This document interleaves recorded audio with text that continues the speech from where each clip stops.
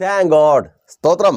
അറിയല്ലോ, രതീഷാണേ, പ്രൈസർ ഫാമിലിയിൽ നിന്ന് ആവർത്തിച്ച് ചോദിക്കുന്നത്, പ്രിയ മക്കളാണെങ്കിൽ പോലും കോപം കൊണ്ട് ജ്വലിക്കുന്ന, വാശി എന്നോട് വേണ്ട എന്ന് അടിച്ചു പറയുന്ന മാതാപിതാക്കളുള്ള ലോകത്ത് ആവർത്തിച്ച് യാചിക്കുന്ന ഭക്തനോട് മുഷിയാതെ അവൻ്റെ അവസ്ഥ തിരിച്ചറിഞ്ഞ് വേഗത്തിൽ അവനെ പ്രതിക്രിയ നടത്തി രക്ഷിക്കുന്ന ദൈവപ്രവൃത്തിയുടെ അത്ഭുത സാക്ഷ്യം. അത് ഭക്തൻ്റെ ഉറപ്പാണ്. നിങ്ങൾ അനുഭവിക്കുവാൻ പോകുന്ന വിടുതലിൻ്റെ ഉറപ്പ് തന്നെ. അപ്പോൾ ഇതേക്കുറിച്ചാണ് ഇന്ന് പകലിൽ ദൈവകൃപയിൽ ആശ്രയിച്ച് അല്പമായി നാം ധ്യാനിക്കുവാനായി പോകുന്നത്. വളരെ പ്രാർത്ഥനയോടെ പ്രതീക്ഷയോടെ ഒപ്പം വന്നാട്ടെ. പ്രതിക്രിയയിലൂടെ രക്ഷ അനുഭവിക്കുവാൻ ഭക്തനെ പ്രാപ്തമാക്കുന്ന 3 കാര്യങ്ങൾ. ലൂക്കോസിന്റെ സുവിശേഷം 18-ാം അധ്യായം 1 മുതൽ 8 വരെയുള്ള വാക്യങ്ങളെ അടിസ്ഥാനമാക്കി. 1, താൻ ആവശ്യക്കാരനാണെന്ന ഭക്തന്റെ തിരിച്ചറിവ്. 2, ദൈവത്തിന് തന്റെ ആവശ്യത്തിന് പരിഹാരം വരുത്തുവാൻ കഴിയുമെന്നുള്ള ബോധ്യം. 3, ലഭിക്കുന്നതുവരെ മടുത്തു പോകാതെ യാചിക്കുവാനുള്ള മനസ്സ്. ഈ കാര്യങ്ങളിലൂടെ വെളിപ്പെടുന്ന വിടുതൽ ദൂതായി ഏറ്റെടുത്ത് പ്രാർത്ഥിച്ച് പ്രസ്തുത 3 കാര്യങ്ങളെക്കുറിച്ച് അല്പമായി വിശദീകരിച്ച് ചിന്തിച്ച് പ്രാർത്ഥിച്ച് ഇന്ന് നമ്മൾ അനുഗ്രഹിക്കപ്പെട്ട ഒരു ദിവസം ആരംഭിക്കും. അപ്പോൾ നിങ്ങളുടെ ദൂത് ഏറ്റെടുത്ത് പ്രാർത്ഥിക്കുവാൻ റെഡിയാണല്ലോ? ലൂക്കോസിന്റെ സുവിശേഷം 18-ാം അധ്യായം അതിൻ്റെ 8-ാമത്തെ വാക്യം ശ്രദ്ധിക്കുമല്ലോ. ലൂക്കോസിന്റെ സുവിശേഷം 18-ാം അധ്യായം അതിൻ്റെ 8-ാമത്തെ വാക്യം, വേഗത്തിൽ അവരെ പ്രതിക്രിയ നടത്തി രക്ഷിക്കും എന്ന് ഞാൻ പറയുന്നു. വേഗത്തിൽ പ്രതിക്രിയ നടത്തി രക്ഷിക്കും. ആരാണ് പറയുന്നത്? നമ്മുടെ കർത്താവായ യേശു ക്രിസ്തു തന്നെ. ആരോട്? നിങ്ങളോട്. അതേ, ദൈവത്തിന്റെ പരിശുദ്ധാത്മാവിനാൽ കർത്താവായ യേശു ക്രിസ്തുവിന്റെ വാക്കുകൾ നിങ്ങൾ ഇപ്പോൾ കേട്ടുകൊണ്ടേ ഇരിക്കുന്നു. നിങ്ങളെ വേഗത്തിൽ അവൻ പ്രതിക്രിയ നടത്തി രക്ഷിക്കും. മീൻസ് ഒരു ക്രിയ നടന്നുകൊണ്ടിരിക്കുന്നു. ആ ക്രിയയുടെ ഫലം എന്താണ്? അതേ ലൂക്കോസിന്റെ സുവിശേഷം 18-ാം അധ്യായം 1 മുതൽ താഴേക്ക് കർത്താവ് യേശു ക്രിസ്തു ശിഷ്യന്മാർക്ക് പറഞ്ഞു കൊടുത്ത ആ ഉപമയിൽ ഒരു ക്രിയയുടെ ഫലമായി ഒരു സ്ത്രീ അനീതി അനുഭവിക്കുന്നു. അവൾക്ക് ന്യായം പാലിച്ചു കിട്ടുന്നില്ല, അനീതി അനുഭവിക്കുന്നു. ആ സ്ത്രീയെക്കുറിച്ച് പറയുന്നു, അവൾ വിധവയാണ്. ഞാൻ ചിന്തിക്കുന്നു, അവൾ വിധവയായതുകൊണ്ട് അവൾക്ക് ന്യായം ലഭിക്കുന്നില്ല. മീൻസ് അവൾക്ക് അനീതിയായത് ലോകം ചെയ്തുകൊണ്ടേ ഇരിക്കുന്നു. സംരക്ഷകനായി അവളുടെ ഭർത്താവ് ഒപ്പമില്ലാത്തത് കൊണ്ട് അവൾ ബലഹീനയാണ്, അവൾ അശരണയാണ്. അവൾക്കൊപ്പം നിൽക്കേണ്ടവൻ ഇല്ല എന്ന് തിരിച്ചറിഞ്ഞ് ലോകം അവൾക്ക് അനീതി ചെയ്യുന്നു. എന്നെ കേൾക്കുന്ന നിങ്ങളിൽ പലരോടും ലോകം ചെയ്യുന്നത് പോലെ തന്നെ അനീതി ചെയ്യുന്നു. അല്ലേ സഹോദര, സഹോദരി? ആ ജോലി സ്ഥലത്ത് നിന്റെ അധ്വാനത്തിന്റെ ഫലം, അതെ, അത് നിനക്ക് കിട്ടേണ്ടതാണ്, നിനക്ക് അർഹതപ്പെട്ടതാണ്, ന്യായമായ കൂലി. പക്ഷേ അത് തരുന്നില്ല, യാചകനെ പോലെ നിർത്തുന്നു. വല്ലാത്ത അവസ്ഥയല്ലേ? മാസം മുഴുവൻ ജോലി ചെയ്തിട്ട് ശമ്പളത്തിന് വേണ്ടി ഒരു യാചകനെ പോലെ നിൽക്കേണ്ടി വരുന്ന അവസ്ഥ. വലിച്ചെറിഞ്ഞിട്ട് പോകണമെന്നുണ്ട്, പക്ഷേ മക്കളുടെ കാര്യം, വീട്ടിലെ ആവശ്യങ്ങൾ എങ്ങനെ മുൻപോട്ട് പോകും? തലകുനിച്ച് നിൽക്കുക. ഉള്ളിൽ അപമാന ഭാരമാ. പലരുടെയും മുമ്പിൽ അധ്വാനിച്ച ആ കൂലിക്ക് വേണ്ടി കരം നീട്ടുന്ന അവസ്ഥ. അനീതി ചെയ്യുകയാ. നിനക്ക് ലഭിക്കേണ്ട സ്ഥാനമാനങ്ങൾ, നീ എത്തേണ്ട പൊസിഷൻ, അതെ, ആ സ്ഥാപനത്തിൽ നീ അച്ചീവ് ചെയ്യേണ്ട സ്ഥാനങ്ങൾ നിനക്ക് അച്ചീവ് ചെയ്യുവാൻ കഴിയുന്നില്ല. അല്ല, നിനക്കത് തരുന്നില്ല. അനീതി, പക്ഷാഭേദം. നിനക്ക് ശേഷം വന്നവർ, നിനക്കാൽ യോഗ്യത കുറവുള്ളവർ, നിന്റെ അത്രയും എക്സ്പീരിയൻസ് ഇല്ലാത്തവർ നിന്റെ മുകളിലേക്ക് കയറിപ്പോയി. അവർ ആഗ്രഹിക്കുന്നതൊക്കെ അവർ നേടിയെടുക്കുന്നു. എന്നാൽ നിനക്ക് അർഹതപ്പെട്ടത് നിനക്ക് കിട്ടുന്നില്ല. ശമ്പളം പോലും കിട്ടുന്നില്ല. പിന്നെ എങ്ങനെ സ്ഥാനമാനങ്ങൾ? നീ ജോലി ചെയ്യുന്ന സ്ഥാപനത്തിൽ ഉറച്ചു നിൽക്കുവാൻ നിനക്ക് അർഹതയുണ്ട്. കാരണം അവർ ആവശ്യപ്പെടുന്നത് നീ കൊടുക്കുന്നുണ്ട്, നീ ജോലി ചെയ്യുന്നുണ്ട്. പക്ഷേ ഉറച്ചു നിൽക്കുവാൻ കഴിയുന്നില്ല. നിന്റെ ജീവിതത്തിൽ അനീതി നടന്നുകൊണ്ടിരിക്കുന്നു. കാരണം പിശാചായാലും മനുഷ്യരായാലും വചനം പറയുന്നു, ദൈവം പ്രതിക്രിയ നടത്തും. ഓ താങ്ക് ഗോഡ്. നിന്റെ ജീവിതത്തിൽ അനീതിയായി സംഭവിക്കുവാൻ പിശാച് ക്രിയ ചെയ്യുമ്പോൾ ദൈവം പ്രതിക്രിയ നടത്തും. ദൈവം പിശാചിന് മറുപണി കൊടുക്കും. അതെ, ആ പിശാചിന്റെയും പിശാചിനാൽ ബാധിക്കപ്പെട്ട മനുഷ്യരുടെയും ക്രിയയെ തകർക്കുന്ന പ്രതിക്രിയ നിന്റെ തൊഴിലിടത്തിൽ എൻ്റെ ദൈവം ചെയ്യുക. ഓ താങ്ക് ഗോഡ്. ഇനി തലകുനിച്ച് ഓ സ്തോത്രം, നിനക്ക് അർഹതപ്പെട്ട ശമ്പളത്തിന്, നിനക്ക് അർഹതപ്പെട്ട ആനുകൂല്യങ്ങൾക്കായി ഓ സ്തോത്രം, നിനക്ക് അർഹതപ്പെട്ട സ്ഥാനമാനങ്ങൾ ലഭിക്കുന്നതിനായി, ആ പ്രമോഷൻ ലഭിക്കുന്നതിനായി ഇനി ആരുടെ മുമ്പിൽ തലകുനിഞ്ഞ് നീ നിൽക്കുവാൻ എൻ്റെ ദൈവം അനുവദിക്കത്തില്ല. അതെ, നിനക്ക് നീതി ലഭിക്കുവാൻ പോകുക. ഓ താങ്ക് ഗോഡ്. നിനക്ക് അർഹതപ്പെട്ടത് ദൂത, സഹോദര സഹോദരി ഏറ്റെടുത്ത് പ്രാർത്ഥിക്കുക. അനുകൂലമായ ജോലി സാഹചര്യം നിന്റെ അവകാശമാണ്, അത് കർത്താവ് തരുവാൻ പോകുക. ഓ സ്തോത്രം. ആ പഠനത്തിനൊത്തവണ്ണമുള്ള ജോലി നിന്റെ അവകാശമാണ് സഹോദര, അത് നിനക്ക് കർത്താവ് തരുവാൻ പോകുക. ഓ ആമേൻ, ആമേൻ, ആമേൻ. അനീതി നിന്റെ ജീവിതത്തിൽ വെളിപ്പെടുവാൻ ഇടയാകും വിധത്തിലുള്ള ആ ക്രിയയ്ക്ക്, പിശാചിന്റെ ആ ക്രിയയ്ക്ക് എൻ്റെ കർത്താവ് പ്രതിക്രിയ ചെയ്യുക. ഓ ആമേൻ. സഹോദരി, അനീതിയാണ്. നിന്റെ ഭർത്താവ് നിന്നോട് അനീതി ചെയ്യുന്നു, കുടുംബം നിന്നോട് അനീതി ചെയ്യുന്നു. അവൻ നിന്നെ മനസ്സിലാക്കേണ്ടതുപോലെ മനസ്സിലാക്കുന്നില്ല, സ്നേഹിക്കേണ്ടതുപോലെ സ്നേഹിക്കുന്നില്ല, ചേർത്ത് പിടിക്കുന്നില്ല, ഒപ്പം നിൽക്കുന്നില്ല, തള്ളി മാറ്റി ഓടിപ്പോകുന്നു. ക്രൂരമൃഗങ്ങളെ പോലെ കടിച്ചു കീറുവാൻ നിൽക്കുന്ന അവന്റെ ബന്ധുക്കളുടെ മധ്യത്തിൽ നിന്നെ എറിഞ്ഞു കളഞ്ഞിട്ട് അവൻ ഓടി അകന്നു പോകുന്നു. അനീതി. അയ്യോ, നീ ഒറ്റയ്ക്കായതുകൊണ്ട്, ആ ഭവനത്തിനകത്ത് നീ ഒറ്റയ്ക്കാ, നിനക്കൊപ്പം നിൽക്കുവാൻ ആരുമില്ലാത്തത് കൊണ്ട് എല്ലാവരും വളഞ്ഞിട്ട് ആക്രമിക്കുക. കണ്ണുനീരോടെ, നിരാശയോടെ, വേദനയോടെ പല രാത്രികളിലും ഇനി എന്തിന് ഞാൻ ജീവിക്കുന്നു എന്ന് ചിന്തിച്ച് മരണത്തെ പ്രതീക്ഷിച്ചായിരിക്കുക. ഞാൻ ഈ പ്രഭാതം കാണുവാൻ ജീവനോടെ ഇല്ലാതിരുന്നെങ്കിൽ എന്ന് ചിന്തിച്ച്, കർത്താവേ ഒരു മരണമെങ്കിലും നീ എനിക്ക് തരണമേ എന്ന് ചിന്തിച്ച് കണ്ണുനീരോടെ ഭാരത്തോടെ ആയിരിക്കുന്ന സഹോദരി, മനുഷ്യരും പിശാചും ഒരുപോലെ നിനക്ക് വിരോധമായി അനീതി പ്രവർത്തിക്കുമ്പോൾ ആ അനീതിക്ക് കാരണമായ പിശാചിന്റെ ക്രിയകൾക്ക് പ്രതിക്രിയ നടത്തി നിനക്ക് നീതി എൻ്റെ ദൈവം വെളിപ്പെടുത്തുവാൻ പോകുക. ഓ താങ്ക് ഗോഡ്. നിന്റെ ഭർത്താവിനെ നിനക്കൊപ്പം ചേർത്ത് നിർത്തി, അതേ നിന്നെ വേണ്ട എന്ന് പറഞ്ഞ് ഇട്ടിട്ട് പോയ, നിന്റെ ഭവനത്തിൽ കൊണ്ടുവന്ന് ആക്കിയിട്ട് പോയ നിന്റെ ഭർത്താവിനെ നിനക്കൊപ്പം ചേർത്ത് നിർത്തി പിശാചും ലോകവും ഒരുപോലെ അനീതിയായി നിന്റെ ജീവിതത്തിൽ ചെയ്ത ക്രിയകൾക്ക് ആമേൻ എൻ്റെ കർത്താവ് പ്രതിക്രിയ നടത്തുവാൻ പോകുക, നീതി വെളിപ്പെടുവാൻ പോകുക. ഓ നിന്റെ അവകാശം, ആമേൻ, നിന്റെ കുടുംബജീവിതം, ഭർത്താവിനൊപ്പം ഒരുമിച്ച് ജീവിക്കുവാനുള്ള നിന്റെ അവകാശം അതെന്റെ കർത്താവ് തിരികെ തരിക. യെസ്, യേശുവിൻ നാമത്തിൽ. സഹോദര, നിന്റെ ഭാര്യയെ എൻ്റെ കർത്താവ് തിരികെ തരിക. ഭാര്യയും ഒപ്പം സന്തോഷത്തോടെ സമാധാനത്തോടെ നീ ജീവിക്കുവാൻ പോകുക. ഓ താങ്ക് ഗോഡ്. അനീതിയാ നിന്റെ ജീവിതത്തിൽ നടക്കുന്നത് മുഴുവനും അനീതിയാ. ഇങ്ങനെ അനുഭവിക്കുവാൻ, ഇതിന് മാത്രം ഞാനൊരു തെറ്റും ചെയ്തിട്ടില്ല ദൈവദാസനെ. പലപ്പോഴും വല്ലാതെ കരയുന്നുണ്ട്, വല്ലാതെ തളർന്നു പോകുന്നുണ്ട്. ഇത്രമാത്രം അനുഭവിക്കുവാൻ, നിന്ന സഹിക്കുവാൻ, എല്ലാവരും അപമാനിക്കുക, പലതും പറഞ്ഞ്. ഓ അനീതി. പ്രിയപ്പെട്ടവരിൽ നിന്ന് നീ സ്നേഹം കൊടുത്ത നിന്റെ ഭാര്യയിൽ നിന്ന്, നിന്റെ ബന്ധുക്കളിൽ നിന്ന്, സുഹൃത്തുക്കളിൽ നിന്ന് അനീതി മാത്രം. അനീതിക്ക് കാരണമായ ക്രിയകൾക്ക് ദൈവം പ്രതിക്രിയ നടത്തുവാൻ പോകുക, നീതി അനുഭവിക്കുവാൻ പോകുക. ചിലരുടെ വാക്കുകളിൽ നിന്ന് നീ നീതി അനുഭവിക്കുവാൻ പോകുക. നിന്റെ കുടുംബ ജീവിതത്തിൽ അനീതിയുടെ അനുഭവം വിട്ടുമാറുക. ആമേൻ.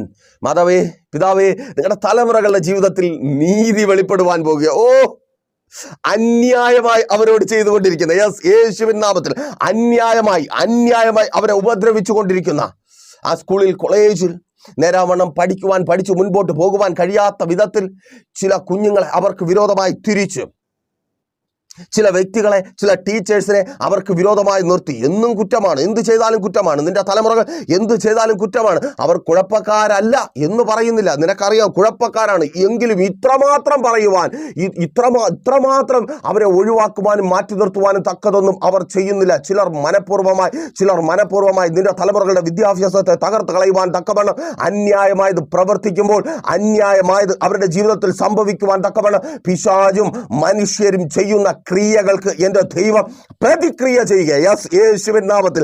ന്യായമായത്, ഓ താങ്ക് ഗോഡ്, അവരുടെ വിദ്യാഭ്യാസത്തിന് ന്യായമായ റിസൾട്ട് ഉണ്ടാകുവാൻ പോകുക.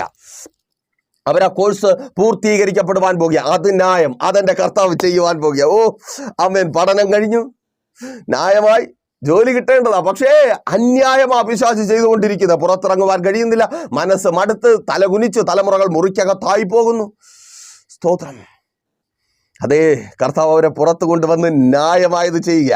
മുറിക്കകത്താക്കിയ പിശാചിന്റെ ക്രിയയ്ക്കൊരു പ്രതിക്രിയ. ഓ സ്തോത്രം. ഏറ്റെടുത്ത് പ്രാർത്ഥിക്ക്. പിശാചിന്റെ ക്രിയ നിന്റെ തലമുറകളുടെ ജീവിതത്തെ തകർത്തുകൊണ്ടിരിക്കുന്നു. പലവിധമാകുന്ന മോശം കൂട്ടുകെട്ടുകൾ, മോശം സ്വഭാവങ്ങൾ, വൈകല്യങ്ങൾ, സ്വഭാവ വൈകല്യങ്ങൾ, അറപ്പുളവാക്കുന്ന, വെറുപ്പുളവാക്കുന്ന, ആണെന്നോ പെണ്ണെന്നോ വ്യത്യാസമില്ലാതെ സ്വഭാവ വൈകൃതങ്ങൾ, പിശാചിൻ്റെ അന്യായമായ ക്രിയകൾ എൻ്റെ കർത്താവ് ന്യായമായി പ്രതിക്രിയ നടത്തുവാൻ പോകുക. യേശുവിൻ നാമത്തിൽ തലമുറകളെ പുറത്തു കൊണ്ടുവരുവാൻ പോകുക. അവർ ജയിച്ചു തുടങ്ങി. ആ പരീക്ഷകളിൽ റിസൾട്ട് ഉണ്ടാകുവാൻ പോകുക. തലകുനിഞ്ഞ് പരാജയത്തിന്റെ കഥകൾ ഇനി അവർ പറയത്തില്ല. അവർ ജയിച്ചു തുടങ്ങിയ രാജ്യങ്ങളുടെ വാതിലുകൾ അവർക്ക് മുമ്പിൽ തുറക്കപ്പെടുക. അന്യായമായി പിശാച് ചെയ്തുകൊണ്ടിരുന്നത്, ആ ക്രിയകൾക്ക് ദൈവത്തിന്റെ പ്രതിക്രിയ ന്യായമായത്. നീ കേട്ട വാഗ്ദത്തങ്ങൾക്ക് ഒത്തവണ്ണമുള്ളത്, നിന്റെ അധ്വാനത്തിന് ഒത്തവണ്ണമുള്ളത്, നിന്റെ മക്കളുടെ വിദ്യാഭ്യാസത്തിന് ഒത്തവണ്ണമുള്ളത് എൻ്റെ കർത്താവ് തുറന്നു കൊടുക്കുക. സഹോദര, നിന്റെ തലമുറയ്ക്ക് അഡ്മിഷൻ ലഭിക്കുക. യേശുവിൻ നാമത്തിൽ അതങ്ങനെ സംഭവിക്കുന്ന കൃപയ്ക്കായി. ആമേൻ. അന്യായമാ, അനീതിയാ ചെയ്യുന്നേ. അയ്യോ, ശരീരത്തോട് പിശാച് അനീതി ചെയ്യുകയാണ്. ഞാൻ എന്ത് ചെയ്തിട്ടാ ഈ രോഗം എന്നെ ബാധിച്ചത്? ഇങ്ങനെയുള്ള രോഗങ്ങളിലായി പോകുന്ന പലർക്കും പറയുവാൻ ഒരു പാസ്റ്റ് ഉണ്ട്. ഇങ്ങനെയൊക്കെ ജീവിച്ചതുകൊണ്ട്, ഈ സ്വഭാവങ്ങൾ ഉണ്ടായിരുന്നത് കൊണ്ട് ഇന്ന് ഞാൻ രോഗിയായി തീർന്നു. എന്നാൽ നിനക്ക് പറയുവാൻ അങ്ങനെ ഒരു പാസ്റ്റ് ഇല്ല.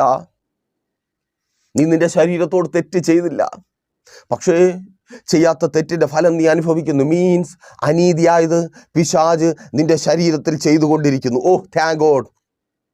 പിശാചിന്റെ ക്രിയ നിന്റെ ശരീരത്തിൽ അനീതിയായ രോഗത്തിന് കാരണമായി. നീ അർഹിക്കാത്ത രോഗം നിന്റെ ശരീരത്തിന് മേൽ വെളിപ്പെട്ട് വ്യാപരിക്കുക. എൻ്റെ കർത്താവ് നീതി വെളിപ്പെടുത്തുക, സൗഖ്യമാക്കുക. യേശുവിൻ നാമത്തിൽ അതങ്ങനെ സംഭവിക്കുന്ന കൃപയ്ക്കായി. ഓ താങ്ക് യു ലോർഡ്. ദൈവത്തിന്റെ ക്രിയ, പ്രതിക്രിയ. നീ സൗഖ്യമാകുവാൻ തക്കവണ്ണം ദൈവത്തിന്റെ പ്രതിക്രിയ, ദൈവത്തിന്റെ പ്രതിക്രിയ, ദൈവം പ്രതിക്രിയ നടത്തി. ഓ സ്തോത്രം, സൗഖ്യമാക്കുക. പ്രാർത്ഥിക്കുക. രോഗമുള്ള ഭാഗങ്ങളിൽ കരങ്ങളെ വെച്ച് പ്രാർത്ഥിക്കുക, സൗഖ്യമാകുക. ഓ ആമേൻ. ദൈവം പ്രതിക്രിയ നടത്തും വേഗത്തിൽ. സഹോദരി, വേഗത്തിൽ ദൈവം പ്രതിക്രിയ നടത്തി ആ ബാധ്യതയിൽ നിന്ന്, ആ കടത്തിൽ നിന്ന്, ആ അപമാനത്തിൽ നിന്ന്, ആ നിന്ദയിൽ നിന്ന് നിന്നെ രക്ഷിക്കും. നീ അതിന് അർഹതയുള്ളവളല്ല. അന്യായമായി, അനീതിയായാണ് നീ കഷ്ടത അനുഭവിക്കുന്നത്. ആ സ്ഥാപനത്തെ തകർത്തു. ആ സ്ഥാപനം മുൻപോട്ട് പോകുവാൻ കഴിയാത്ത വിധത്തിൽ ഒപ്പമുള്ളവർ തന്നെ പല നിലകളിൽ നിനക്ക് വിരോധമായി തിരിഞ്ഞു. നിന്റെ ബലഹീനത തിരിച്ചറിഞ്ഞ്, നീ ഒറ്റയ്ക്കാണെന്ന് തിരിച്ചറിഞ്ഞ്, ഒപ്പം നിൽക്കുവാൻ ആരുമില്ല എന്ന് തിരിച്ചറിഞ്ഞ്, സഹോദര വളരെ പ്രതീക്ഷയോടെ ആ രാജ്യത്ത് ബിസിനസ് തുടങ്ങി. നീ ഒറ്റയ്ക്കാണെന്ന് തിരിച്ചറിഞ്ഞ് തിണ്ണമെടുക്ക് കാണിച്ചു ചിലർ. ഓ സ്തോത്രം, ആ രാജ്യത്തിലെ പൗരന്മാർ നിനക്ക് വിരോധമായി തിരിഞ്ഞു. ആമേൻ. ആ രാജ്യത്തിലെ പൗരന്മാരുടെ ശക്തി ഓടി ഒളിക്കുന്നവനായി നീ അനുഭവിച്ചു കൊണ്ടിരിക്കുക. മുറിക്കകത്ത് ഒളിച്ചിരുന്ന് നീ അനുഭവിച്ചു കൊണ്ടിരിക്കുക. എനിക്ക് അവരോട് എതിർത്ത് നിൽക്കുവാൻ കഴിയത്തില്ല. കാരണം ആ രാജ്യത്തിലെ പൗരന്മാർക്ക് ആ രാജ്യം നൽകുന്ന ഒരു പ്രൊട്ടക്ഷൻ ഉണ്ട്. എന്നാൽ സന്തോഷത്തോടെ നിന്നോടൊരു കാര്യം പറയട്ടെ, ആ രാജ്യത്തിലെ പൗരന്മാരുടെ പ്രൊട്ടക്ഷൻ അല്ല, ദൈവരാജ്യത്തിലെ പൗരനായ നിന്റെ പ്രൊട്ടക്ഷൻ. അത് യേശു ഏറ്റെടുക്കുക. ഓ രാജാതി രാജാവും കർത്താതി കർത്താവുമായവൻ നിന്റെ പ്രൊട്ടക്ഷൻ ഏറ്റെടുക്കുക. അവിടെ നിനക്ക് വേണ്ടി എൻ്റെ കർത്താവ് ഇറങ്ങി പ്രവർത്തിക്കുവാൻ പോകുക. ഓ ആമേൻ. ഒളിച്ചിരിക്കുവാൻ തക്കവണ്ണം ശത്രു ചെയ്ത ആ ക്രിയയ്ക്ക് ദൈവത്തിന്റെ പ്രതിക്രിയ. ആമേൻ. ഒളിച്ചിരിക്കേണ്ടത് നീയല്ല, നിന്നെ ചതിച്ചവർ, നിന്നെ പറ്റിച്ചവർ, നിന്നിലുള്ളത് കവർന്നെടുക്കുവാൻ പദ്ധതി ഒരുക്കിയവർ, അവർ സ്വതന്ത്രരായിട്ട് നടക്കുന്നു. നീ ഒളിച്ചിരിക്കേണ്ടി വരുന്നു. അനീതി, അനീതി. കർത്താവ് നീതി വെളിപ്പെടുത്തുക. ഓ ആമേൻ. കർത്താവ് നീതി വെളിപ്പെടുത്തുക. വേഗത്തിൽ പ്രതിക്രിയ നടത്തി രക്ഷിക്കുകയില്ലയോ? അപ്പോൾ ആ പ്രതിക്രിയയിലൂടെ രക്ഷ അനുഭവിക്കുവാനിടയായ 3 കാര്യങ്ങളിലൂടെ. അതിനു മുമ്പ് ഈ സംഭവത്തിന്റെ രത്ന ചുരുക്കം 18-ാം അധ്യായം ലൂക്കോസിന്റെ സുവിശേഷം 1 മുതൽ 8 വരെയുള്ള വാക്യങ്ങളിൽ പ്രതിപാദിച്ചിരിക്കുന്ന ഉപമയുടെ രത്ന ചുരുക്കം തന്നെ. പണ്ട് വളരെ പണ്ട് ഒരിടത്തൊരിടത്ത് ഒരു ചെറിയ പട്ടണത്തിൽ ഒരു സ്ത്രീ ജീവിച്ചിരുന്നു. ആ സ്ത്രീ ഒരു വിധവയാണ്. വിധവയായതുകൊണ്ട് തന്നെ ആ സ്ത്രീക്ക് പ്രതിയോഗി ഉണ്ടാകുന്നു. ആ പ്രതിയോഗി അന്യായമായത് അവളോട് പ്രവർത്തിക്കുന്നു. ചിന്തിക്കുക, പ്രതിയോഗി ഉണ്ടാകുന്നു എപ്പോഴാ? വിധവയായതുകൊണ്ട്, അല്ലെങ്കിൽ അവൾ ഒറ്റയ്ക്കാണെന്ന് തിരിച്ചറിഞ്ഞതുകൊണ്ട്. പലപ്പോഴും അന്യായമായത് സംഭവിക്കുന്നത് എപ്പോഴാ?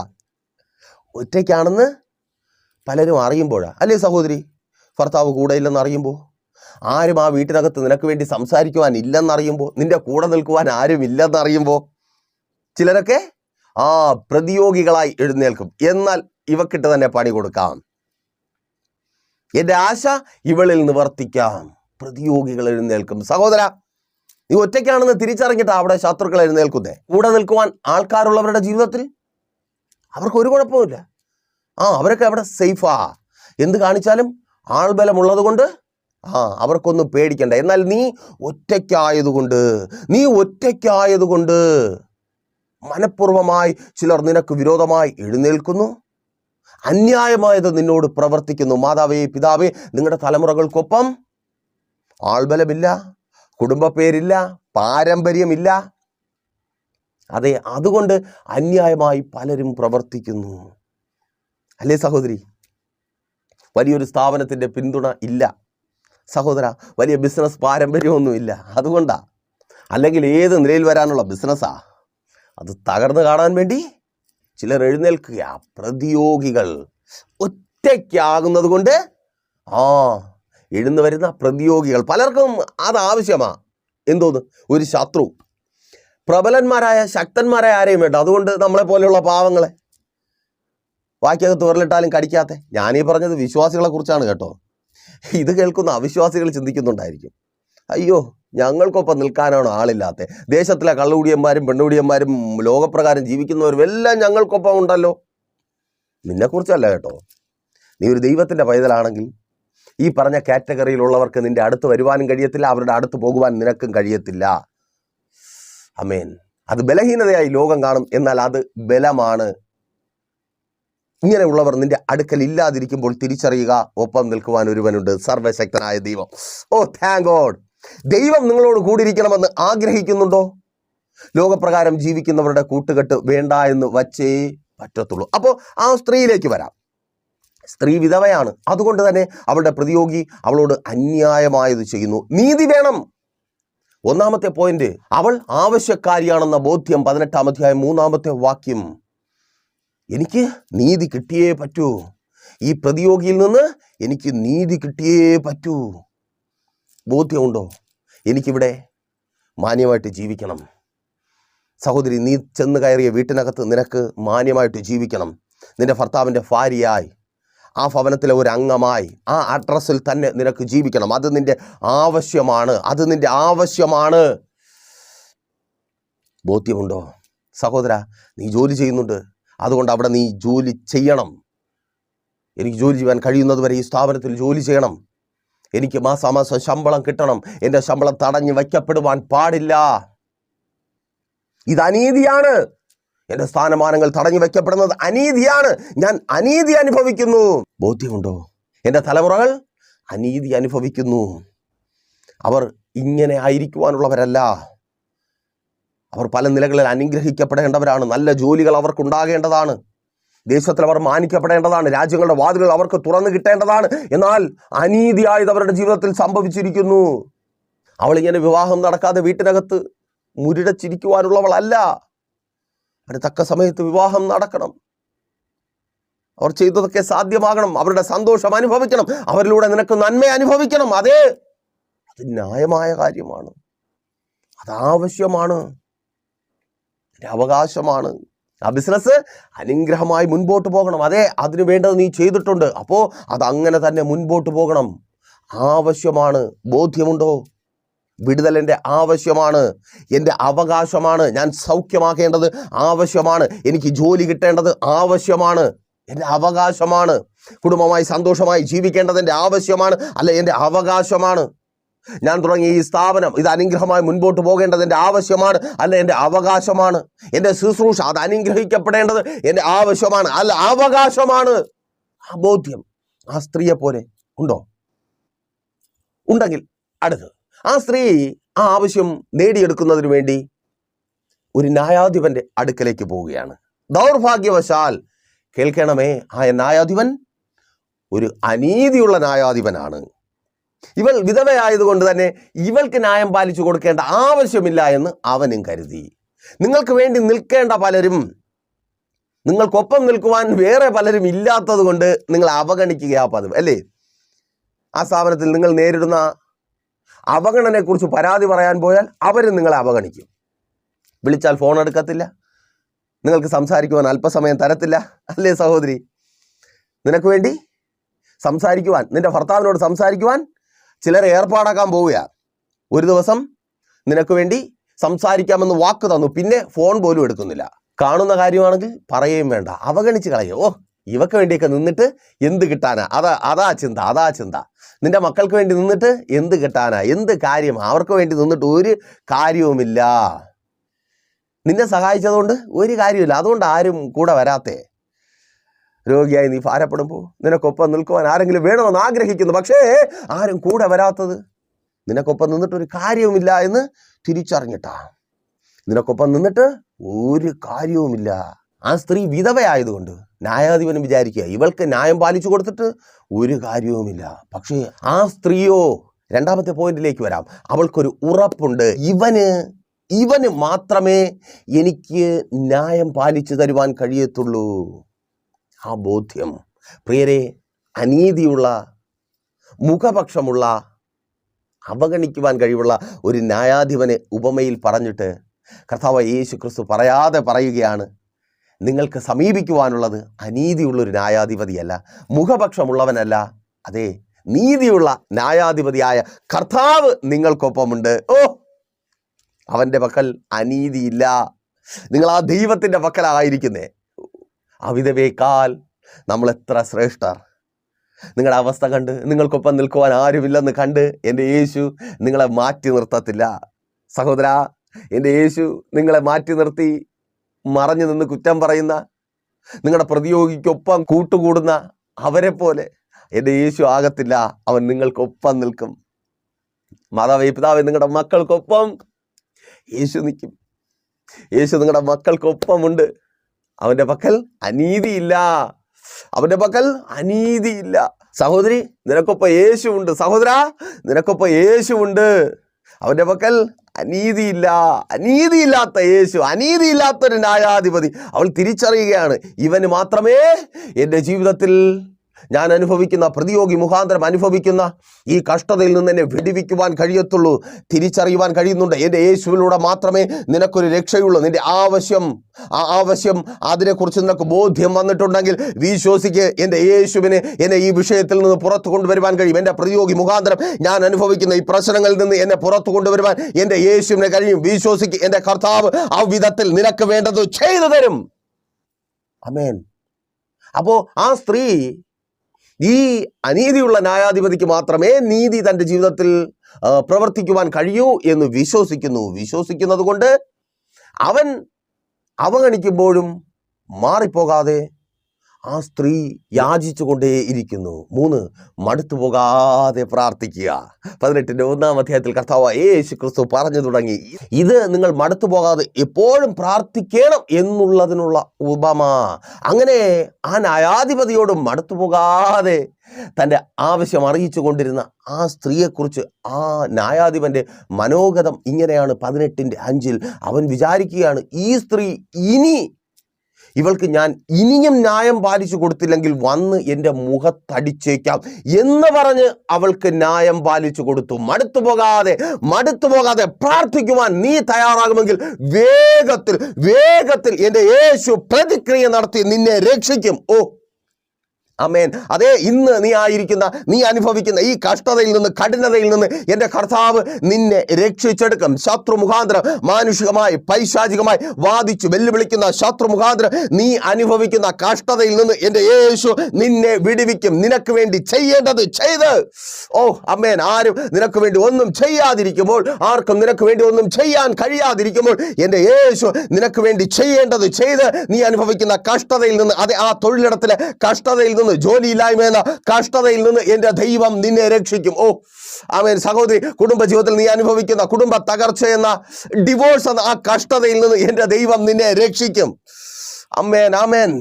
നിനക്ക് ലഭിക്കേണ്ട അവകാശങ്ങൾ കവർന്നു വയ്ക്കുന്ന ശത്രുവിൻ്റെ പദ്ധതിയിൽ നിന്ന് എൻ്റെ ദൈവം നിന്നെ രക്ഷിക്കും. നിന്റെ തലമുറകളെ എൻ്റെ കർത്താവ് അവിടെ നിന്ന് രക്ഷിക്കും. ഓ, അവരെത്തേണ്ട സ്ഥാനത്തെത്തിക്കും. ആ പരാജയ കുഴിയിൽ നിന്ന് അവരെ പുറത്തു കൊണ്ടുവരും. മദ്യപാന വ്യഭിചാര കൂട്ടുകെട്ടുകളിൽ നിന്ന് അവരെ രക്ഷിക്കും. ആമേൻ. ആ രോഗ കിടക്കയിൽ നിന്ന് നിന്നെ രക്ഷിക്കും, ആ കടക്കണിയിൽ നിന്ന് നിന്നെ രക്ഷിക്കും. മടുത്തു പോകാതെ പ്രാർത്ഥിക്കും. പ്രതിക്രിയ നടത്തി രക്ഷ പ്രാപിക്കുവാൻ, ദൈവത്തിൽ നിന്ന്, നീതിയുള്ള ന്യായാധിപതിയിൽ നിന്ന് രക്ഷ പ്രാപിക്കുവാൻ മടുത്തു പോകാതെ പ്രാർത്ഥിക്കേണ്ടത് ആവശ്യം അല്ല, അത്യാവശ്യം. അപ്പോ മടുത്തു പോകാതെ പ്രാർത്ഥിക്കുമല്ലോ. നടക്കുവോ? കിട്ടുവോ? കിട്ടുമെന്നേ.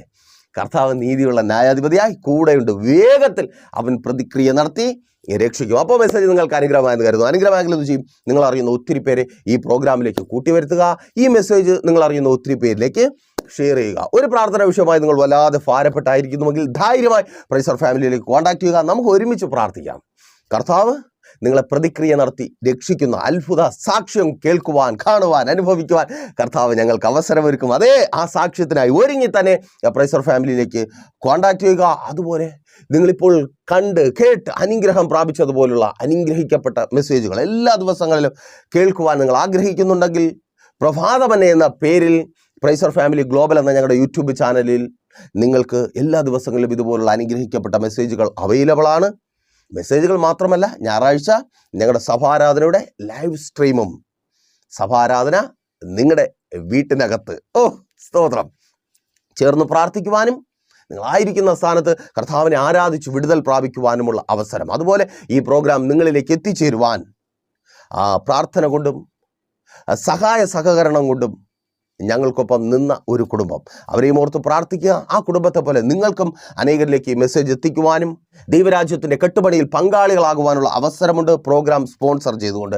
അതിനായും കോൺടാക്ട് ചെയ്യുക. എന്നാൽ കണ്ടടച്ചോ, ഞങ്ങളുടെ വിശ്വസ്ത കർത്താവേ, നല്ല ദൈവമേ, അനുഗ്രഹീതമായിരിക്കുന്ന നല്ല സമയം അടിയൊപ്പമായിരിക്കുന്ന ഈ ജനത്തെ അങ്ങയുടെ കരങ്ങളിൽ ഏൽപ്പിച്ച് പ്രാർത്ഥിക്കുന്നു. അപ്പാ, ശത്രു അനീതിയായത് ഇവരുടെ ജീവിതത്തിൽ ചെയ്യുന്നു.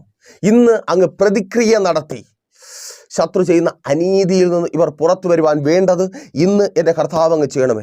തൊഴിൽ സംബന്ധമായി മനുഷ്യരും പിശാചും അടിയൊപ്പമായിരിക്കുന്നവരുടെ മേൽ കയറ്റി വച്ചിരിക്കുന്ന നുഖങ്ങളെ അങ്ങ് തകർക്കണമേ യേശുവേ. ഞങ്ങൾ രോഗികൾക്കായി പ്രാർത്ഥിക്കുന്നപ്പാ, ഇപ്പോൾ വേഗത്തിലോടുന്ന വചനം അയച്ച് അങ്ങ് സൗഖ്യമാക്കണമേ. എല്ലാ രോഗബന്ധനങ്ങളും അഴിഞ്ഞു മാറട്ടെ. സ്തോത്രം. യേശുവിൻ നാമത്തിൽ നടുവേദന കൊണ്ട് കിടന്നുറങ്ങുവാൻ പോലും കഴിയാതെ ഭാരപ്പെട്ടായിരിക്കുന്നവർ ഇപ്പോൾ സൗഖ്യമാകട്ടെ. ആ നടുവിൽ കരം വെച്ച് പ്രാർത്ഥിക്കാം.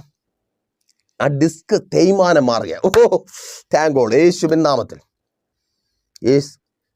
സർജറി പറഞ്ഞ ചിലർ കർത്താവ് ഇപ്പോൾ സർജറി ചെയ്യുക യേശുവിൻ നാമത്തിൽ. ചില ട്യൂമറുകൾ പൊഴിഞ്ഞു പോവുകയാണ്. Thank you Lord. യേശുവിൻ നാമത്തിൽ സൗഖ്യമാകാം. ആമേൻ. യേശുവേ, കുടുംബങ്ങൾ തകർന്ന് കോടതികൾ കയറി ഇറങ്ങുന്ന ഒറ്റയ്ക്കായി പോയവർക്ക് വേണ്ടി ഞങ്ങൾ പ്രാർത്ഥിക്കുന്നു. അപ്പാ, അത്ഭുതം പ്രവർത്തിക്കണമേ, നീതി വെളിപ്പെടണമേ. തകർന്നു പോയ കുടുംബജീവിതങ്ങൾ പണിതുയർത്തപ്പെടട്ടെ. ഭാര്യമാർ, ഭർത്താക്കന്മാർ സ്നേഹത്തിൽ, ഐക്യതയിൽ ചേർന്ന് വരട്ടെ. യേശോപ്പാ, അങ്ങ് പ്രവർത്തിക്കണമേ കർത്താവേ. മക്കൾക്ക് വേണ്ടി പ്രാർത്ഥിക്കുന്നപ്പാ, അവരുടെ വിദ്യാഭ്യാസം അനുഗ്രഹമായി തീരട്ടെ. അവർ പഠിക്കുന്നതിനൊത്തവണ്ണം പരീക്ഷകൾ എഴുതി റിസൾട്ട് ഉണ്ടാകുവാൻ സ്വർഗം സഹായിച്ചാട്ടെ. പരാജയം അവരെ വിട്ടു പോകട്ടെ. അവർക്ക് അഡ്മിഷനുകൾ ലഭിക്കട്ടെ. രാജ്യങ്ങളുടെ വാതിലുകൾ അവർക്ക് മുമ്പിൽ തുറക്കപ്പെടട്ടെ. അവരെ പഠിപ്പിക്കുവാൻ അവരുടെ മാതാപിതാക്കളുടെ കരങ്ങൾക്ക് അങ്ങ് ശക്തി പകരണമേ. നല്ല വിവാഹങ്ങൾ നടക്കട്ടെ. ആ തടസ്സം മാറട്ടെ അപ്പാ. യേശുപ്പാ, വിവാഹങ്ങൾ നടക്കട്ടെ. വിവാഹബന്ധത്തിന് മേലുള്ള തടസ്സം മാറട്ടെ. ഉദരഫലങ്ങൾ ജനിക്കട്ടെ. അപ്പനേ, ഉദരഫലങ്ങൾ ജനിക്കട്ടെ യേശുവിൻ നാമത്തിൽ.